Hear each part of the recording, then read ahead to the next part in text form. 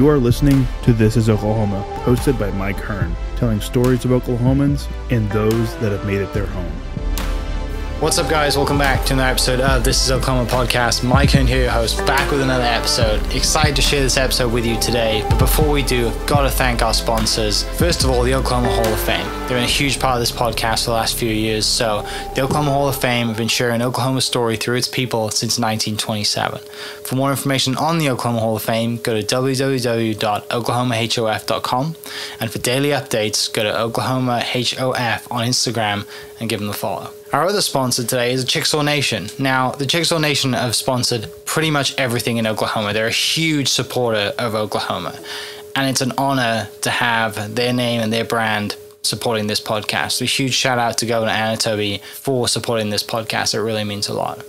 And finally, our third sponsor is 988. The Oklahoma 988 Mental Health Lifeline. 988 is a direct 3-digit lifeline that connects you with trained behavioral health professionals that can get all Oklahomans the help that they need. Learn more by visiting 988oklahoma.com. That's 988oklahoma.com. And now, let's get into today's episode. What's up, guys? Welcome back to another episode of This is Oklahoma. Mike Hearn here, host, back with another episode coming to you, we're not coming to you, but we have a Swedish type podcast today. And we're going to talk about golf, which is something I love to do. So, especially European golf. Please welcome to the podcast my guest today, Maja Stark. Maja, thanks so much for joining us. Thank you. So for people who don't know about Maja, I've got a few stats. Obviously, you're kind of in your rookie season, but you played at Oklahoma State. You won, you got the scoring record, or had the scoring record. I think it might still stand. I'm not too sure. I haven't checked that up. But Big 12 Conference Player of the Year. You had a great run at Nationals. You played some pretty epic golf, I guess, your rookie year. I'm sure you're super proud of that. I'm sure mom and dad are thrilled. The family's thrilled to have you dominating, I would say, the Ladies European Tour. And it seems like a bit of a Swedish domination on the Ladies European Tour as well, which is great for you. And I think, you got some teammates up there at the top of the leaderboard. But let's go all the way back. Let's go to, where does golf start for you? Golf starts on the little kids course at my home course with just my dad and my grandpa and my brother when I was 6. So, yeah, very convenient. Are you kind of the youngest? Are you in the middle? Do you see dad and older brother playing? Is it just family occasion? I'm the youngest in my family. I have quite a lot of cousins, but I'm one of the youngest of them too. But yeah, now, play with my dad sometimes, but sometimes he doesn't know when to shut up. So I try to kind of stay away from that sometimes to not get annoyed. But both my dad and my brother, they work at golf courses. So it's a big golf family. Yeah, no doubt. That's really cool. So obviously you kind of fall into golf, you find a passion for it, you start getting better at it, you're playing amateur golf. And one thing I know kind of through my European golf stuff is that the Swedish national kind of federation has a very good system of getting players through. So I'm interested in, when did you kind of first get into that the national federation team, and then did they start developing you as a player? So when was the earliest time you made the team to Sweden? Well, they have like a future national team where I went first when I was maybe 15. And then you get to go to a few camps a year. Sometimes the coach comes out to tournaments, and we have a little camp at tournaments too. And we all go together in like a little group and do the practice runs and stuff. But for the real national team, I wasn't officially a part until 2017. So when I was 18. And then, so 2017 to 2021. Yeah, and it seems like you had a pretty successful time playing for the national team, traveling around European ladies team championships, and had a blast doing that. Yeah, it was a lot of fun. I learned so much during those times, and the coach that we had kind of followed with us up through junior golf and then to the ladies team, and then he's trying to go up to the pros now. So it's very nice to have this constant leadership. And he's a great coach. So it's just very nice to have him stay with us. Yeah.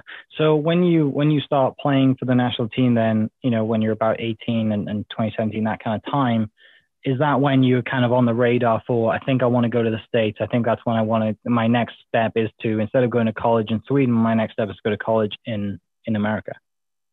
Yeah, I think it was very natural because a lot of the older Swedes were already at college, and everyone around me was going to college, both in my high school and in just the national team. We were all going to college in the US. We don't have really the same culture around it back at home.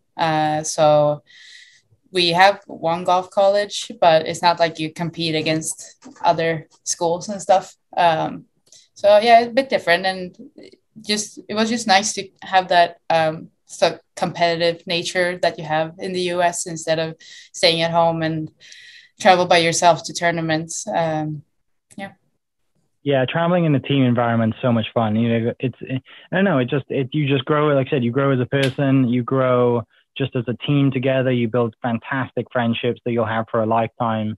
And the good thing about college is you're pretty much doing it, week in, week out. And, it doesn't matter where you go, you're still having a great time. So when did you get the call, to go to OSU? Was there many others that you were interested in or interested in you? And why did you choose Oklahoma State?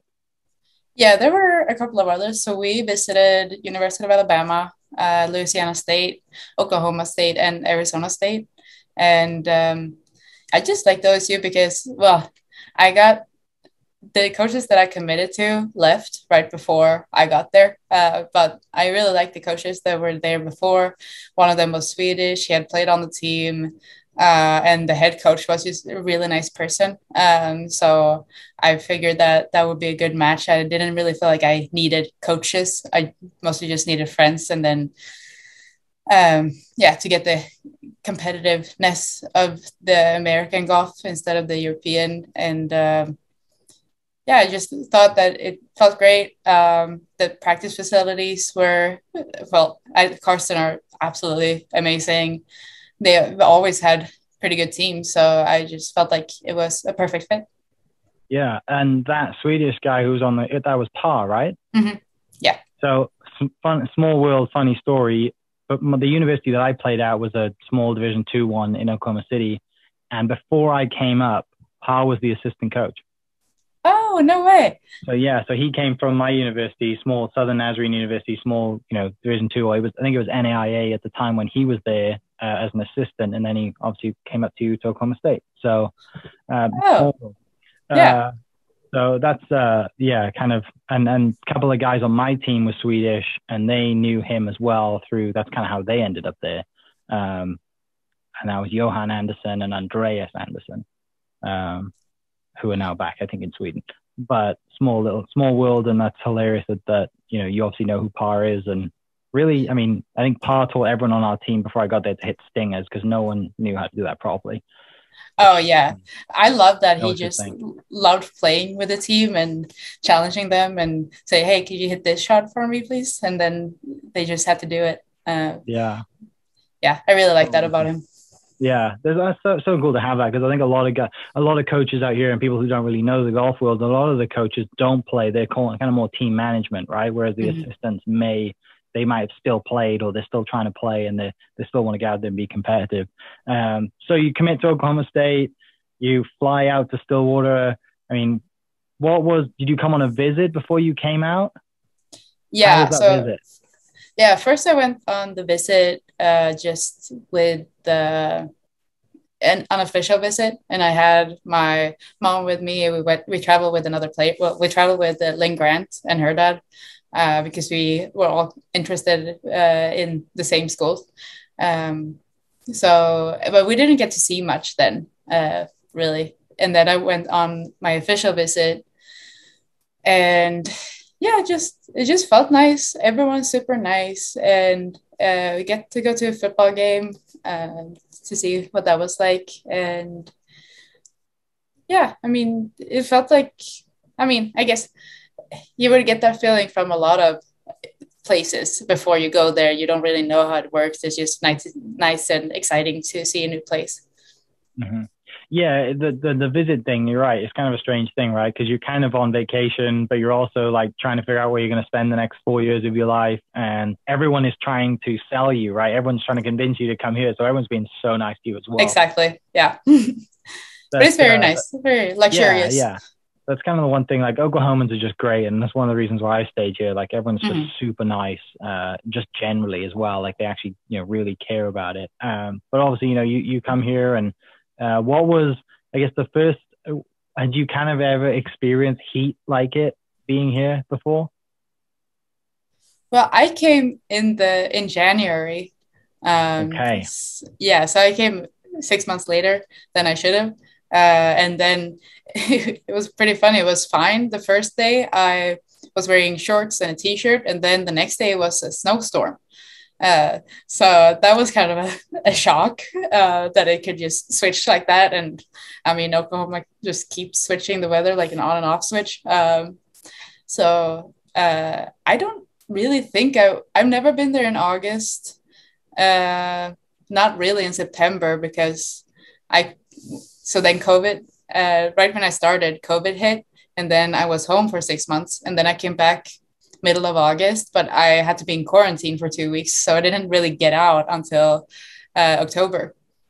So I've always missed the warm months. Yeah. So then what leads to you, I guess you weren't really in school for that long then, sounds like. Not really, just 1.5 years, but physically in school, I only had in-person classes, I think my first semester, and that was just 2 months. So that kind of sucked. Yeah, it does. Because you're doing great. Obviously, like things worked out the way that you wanted them because you're on tour and you've won, and you're doing the right thing. You made the right decision. But obviously looking back, you're like, oh, I wish I could have had 3-4 years or like a full college experience of going to tailgates all the time and just having a full semester of it just being like, yeah, this is normal to me, right? Or for a couple of years. But yeah, so you did play nationals. You played obviously, a full year or year and a half schedule, and you played nationals in Arizona and almost won, right? You guys came super close. Yeah. We really played super well in the semifinals against Duke. And then I really think I underperformed in the finals. I was really disappointed in myself. And I think the whole team were really disappointed by the results, but still, proud of ourselves. And but yeah, it was still such a fun experience. And I always think it's somewhat nice to see when people just show how much they cared about it, because everyone was crying and there was just so much love there and support, even though we had still lost the biggest matches of our lives. Yeah, like as a school and kind of, for the school, right? Like it was kind of like, last year, it was kind of like putting Cowgirl golf on the map. It's like, oh, we're back, because when you think of Oklahoma State, people always think of the guys team, right? They always think of Ricky and Victor and all of the, and all the players and Uline and whoever. But it was really cool last year, when that happened, for you guys to be like, no, like the girls program is also equally as good. And we almost won nationals. We should have won nationals. And, we're producing great players. And you guys had a stacked team that year. I know it's a little different now. Some people left. But that year you really had a really great team. Yeah, it was super fun to play there. And then, Coach Holder came out to watch the final, and, he's known for being a really tough guy and not being happy when he loses. But he said that we should all be proud of ourselves and that we gave it our best. And he had never said that before. Pretty much he will give you a fist bump if you won a competition, but that was it. And then when he said that when we lost, I think, it just really felt like even though we lost, they still really cared about us. Yeah. At that point, had you made your mind up that you were going to turn pro? No, I hadn't. So in June, right when I came home, the coach Robertson, he called me up and said, "Hey, I know you're qualifying this year. Like, I was gonna go to Q school in the fall. So do you want to turn pro now so we can get someone in on your scholarship who can play the full year?" And then I just kind of thought, yeah, why not? I mean, I felt like I was good enough. It was obviously a big decision, and I was really planning on staying in Oklahoma, and I had left all my stuff there. I was ready to move into a new place, but then I didn't really mind the switch.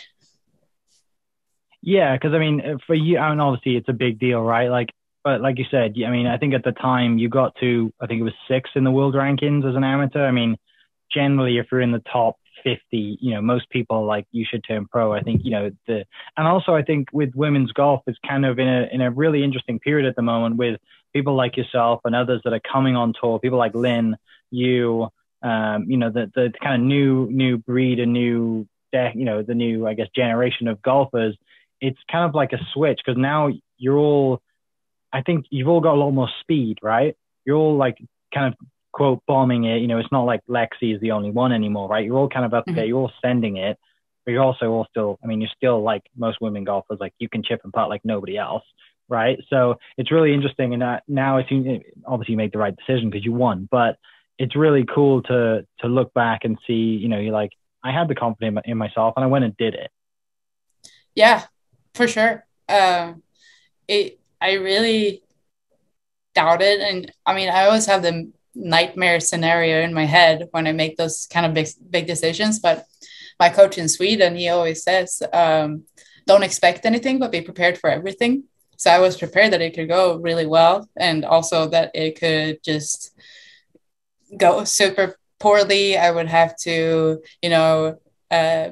borrow money from somewhere so I just had the plan A, but I also had plan P. Like I had every single plan for every scenario. But then, yeah, I think that just made me a bit more relaxed when I knew that whatever happens is gonna work itself out. If I run out of money, that's fine. Like I'll just start over. That's where I started from scratch. So, I mean, I could do it again.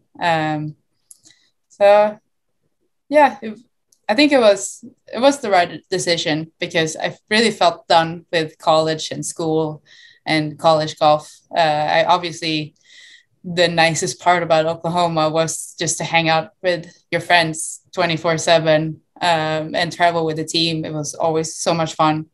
So yeah, I do miss that part about it. Yeah, and I think with reaching nationals and doing so well, and also you played the Augusta Women's Am as well, right? So you got to play Augusta, which I'm sure was incredible. So you, like I said, you kind of ticked a lot of the boxes in the amateur world, even though like you might not have won what you wanted to win. You experienced a lot of the stuff as well, and then obviously you turned pro and kind of seemed to go out and storm the first 3 events, right? You went 2 out of your first 3 on the Ladies European Tour.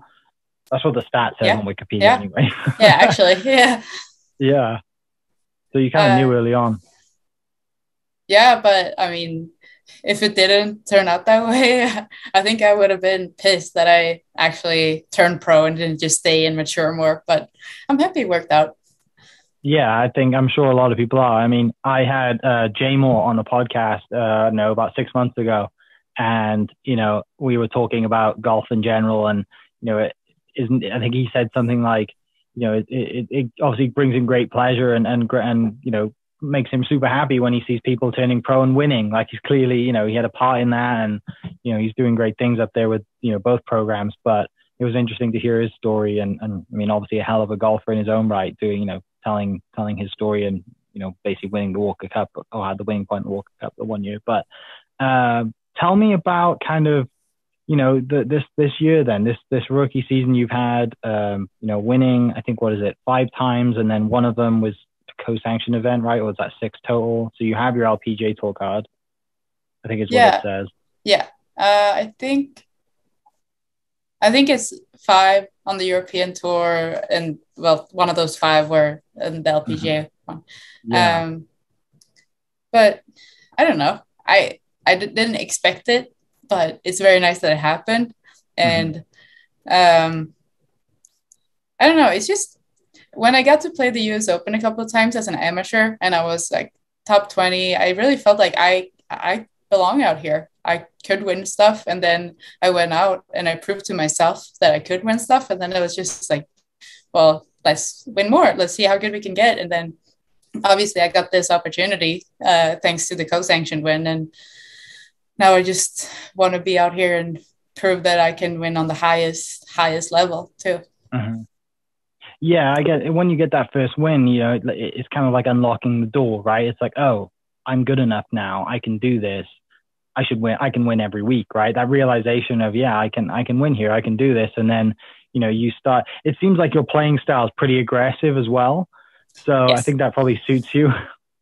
Yeah. And it's so nice to, like, when you get the winners category, you get it, your card for this season and the next. So you don't even have to think about like, oh, how many points do I have? Blah, blah, blah, blah. Because I think that would just make me tense.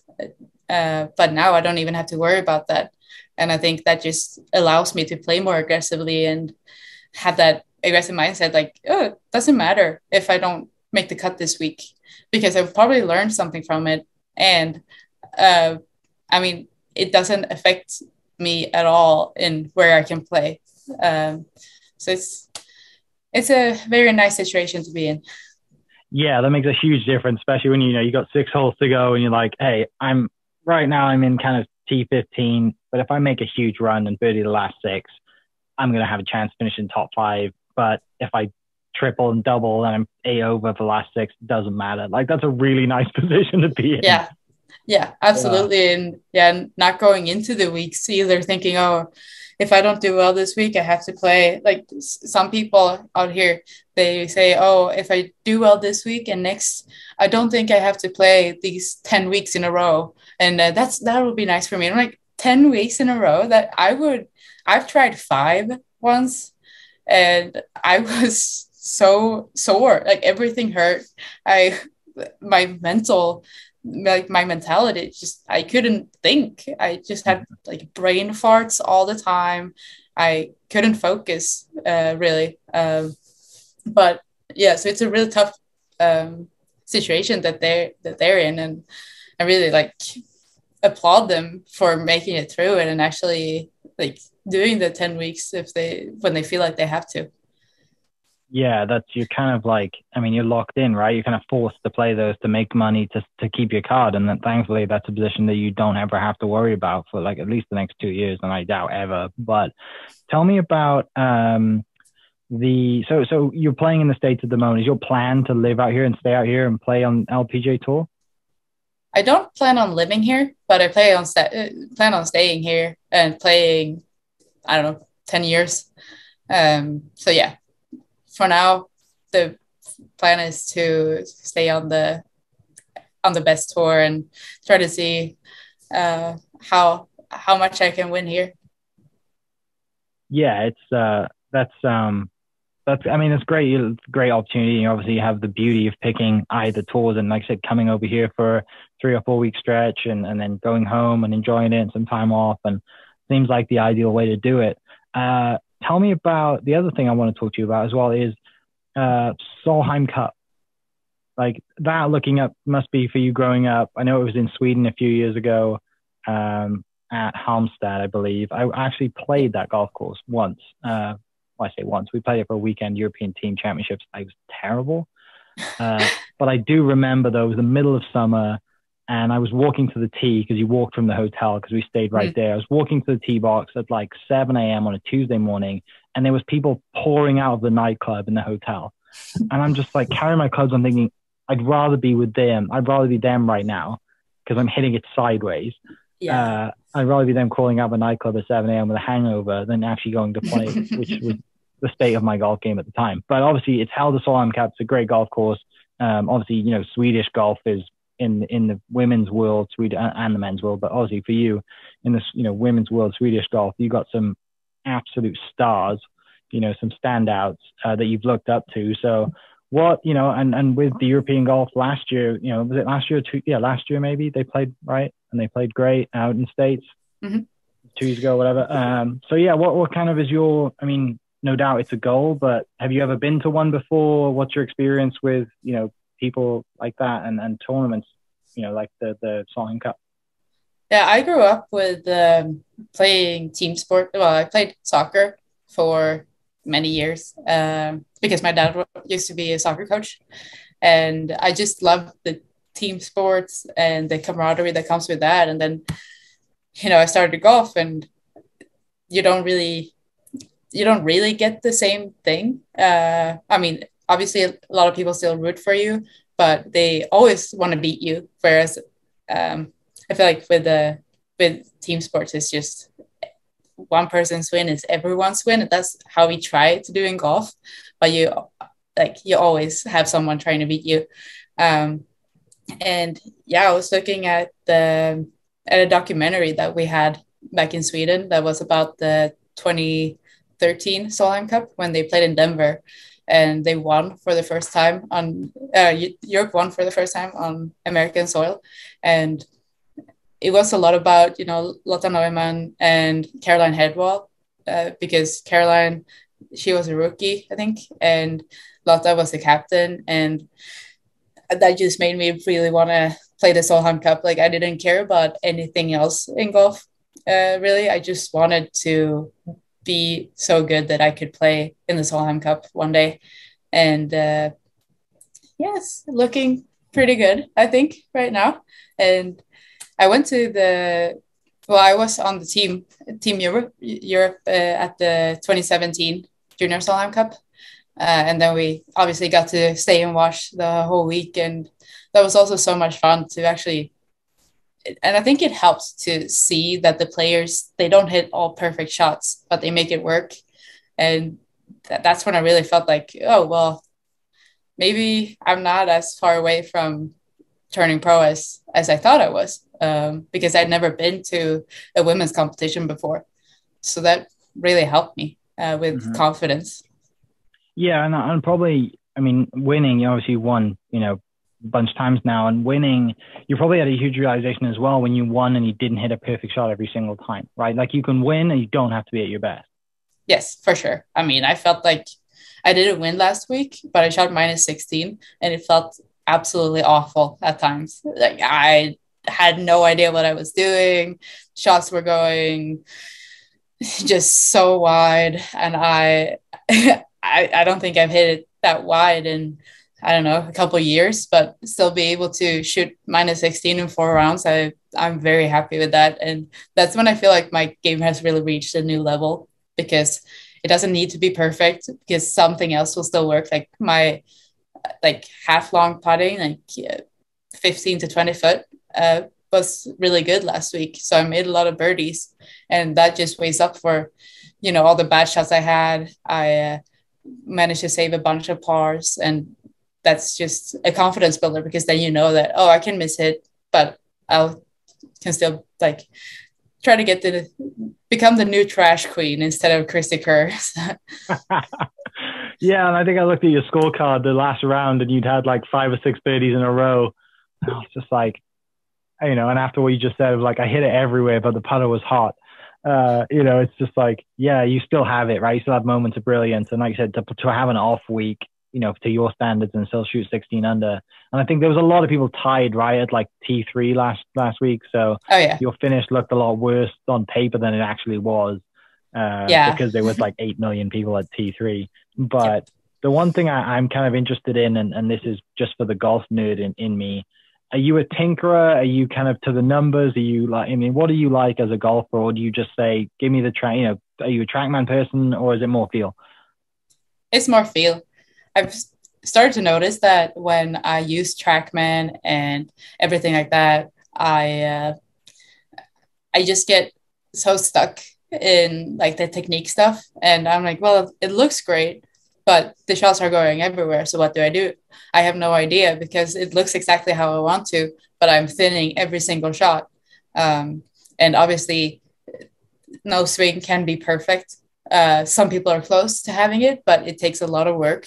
And I just don't have it. I don't think my swing can ever look perfect. I'll just deal with what I can with what I have, because I know that I've hit like perfect golf shots without my swing looking perfect. So I'm trying to take the perfectionist part away. But no, I don't have a TrackMan right now. I think I'm gonna get one for the winter. Just because it's nice to have when you're doing technique stuff and you are hitting into a net and you can't see the ball where it's flying. But during the season, no, I try to skip it. Yeah. The games that you have on the TrackMan are great, right? It spits out random numbers. That's probably the best thing that I use it for, or have used one for in the past. Are you, tell me about like your pre-shot routine. Do you do anything special, or do you have it nailed, or does it change every time? I think I have it nailed pretty much. It's a little bit easier now that I have my caddy had, because then I don't have to spend as much energy with thinking about the numbers to the front of the green, to the pin, to carry over bunker.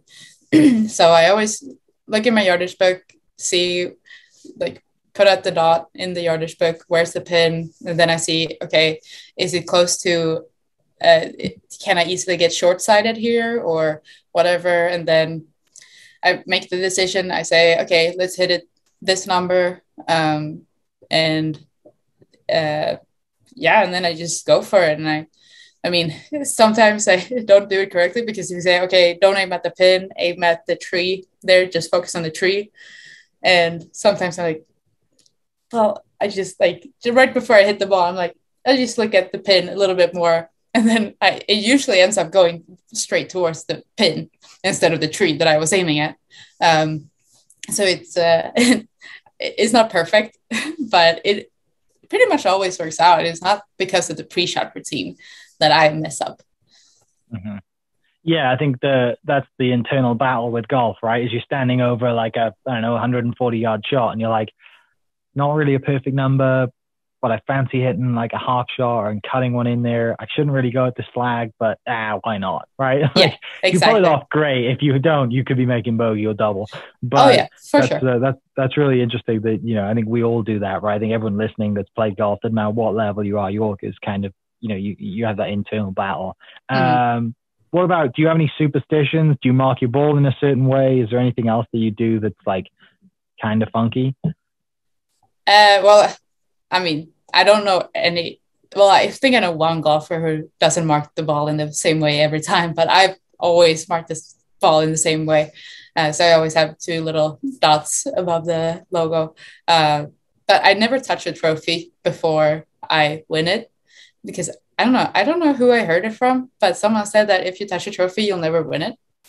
And that's probably not true, but I'll go with it because it just doesn't feel good. It doesn't belong to me, so I won't touch it. Yeah, it's bad karma for sure. Exactly. Yeah, it's one thing that I mean, I don't get to play for many trophies very often, but when I do, I'm definitely going to take that to heart, and I'm never going to touch a trophy ever again. Mm-hmm. Yeah, I win it. That's great advice. At Karsten, they had Victor's USAM trophy just standing in the pro shop for a while, and people would go up and touch it and hold it, and I was like, you can't touch it. That's his. That's no one else's. Even though I could never win a USAM trophy, I'm like, I won't touch it because it's not mine, and no one else should either. Yeah, definitely. All right, we're gonna do some quick fire ones to finish up. What is your favorite club in the bag? Pitching wedge. Yeah. Do you have a specific pitching wedge that you love, or just the pitching wedge? No, just the pitching wedge. It seems to always work out. Next question is, what is your lowest round?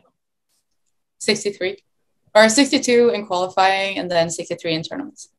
At Stillwater Country Club or at Carson? The 62 was at Stillwater, and the 63 was at the LPGA in Northern Ireland. Nice. Favorite golf course? Olympic Club, San Francisco. But I've actually added one because we went to Loch Lomond, me and my management team, and that was very, very nice. So kind of how many hole-in-ones do you have? 2. And any of them in the States? Yeah, both. One at Karsten, and then so I waited 21 years for my first hole-in-one, and I got it at Karsten, and then a month later I got it at the Stanford home golf course. Which hole at the Costa? 7. Hit it like 10 feet past the pin and spun it. Pitching wedge. That green is horrible. Yes. I hate that green so much. Lots of fun. I've hit a couple of shots in there and I'm like, that's awesome. And it's just pitched on the wrong side of that left slope and just disappeared over the back of the green. I'm like, oh, well. That's what Carson does. Yeah, definitely. Let's see. Obviously, your golf club, I was going to say golf equipment of choice, but you're a huge Ping ambassador, so we'll skip that question. What is your favorite thing about golf?